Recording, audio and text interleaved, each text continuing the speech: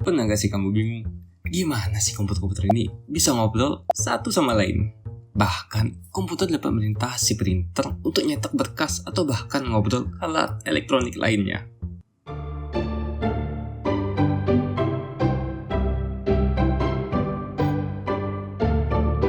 Jadi gini, kalau semua komputer langsung disambung satu sama lain tanpa switch, diibaratkan kayak jalan sesat, yang dimana akan banyak data saling tabrakan, data nyasar, hingga broadcast tanpa henti.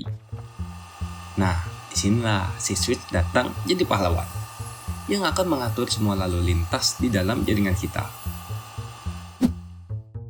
Switch itu alat jaringan yang cerdas, tugasnya menerima data dan nganterin ke tempat tujuan yang tepat.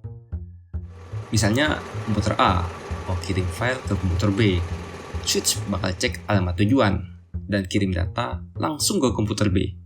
Nggak perlu muter-muter ke jaringan lainnya. Jadi si switch ini punya semacam buku alamat yang disebut address table. Nah, dari sinilah dia tahu kabel mana terhubung ke komputer mana. Bahkan sampai port pun dia bisa tahu harus lewat mana.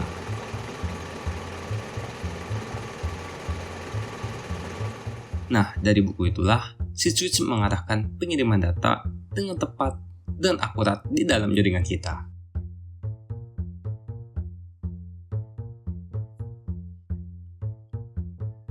Bayangin aja kayak kurir. Kalau tahu alamat rumah kamu, dia nggak bakal nyasar kan? Nah, switch juga seperti itu. Switch bikin jaringan lebih cepat, efisien, dan nggak bikin data tabrakan. Cocok banget nih dipakai di kantor, sekolah, bahkan di rumah. Beda sama hub yang kirim data ke semua arah. Switch itu pinter, cuma kirim data ke yang perlu aja. Jadi sekarang kamu tahu kenapa switch itu penting banget dalam jaringan. Dialah si otak pengiriman data dalam jaringan kita. Kalau kamu suka belajar teknologi kayak gini, jangan lupa klik like, subscribe, dan share ke teman kamu ya.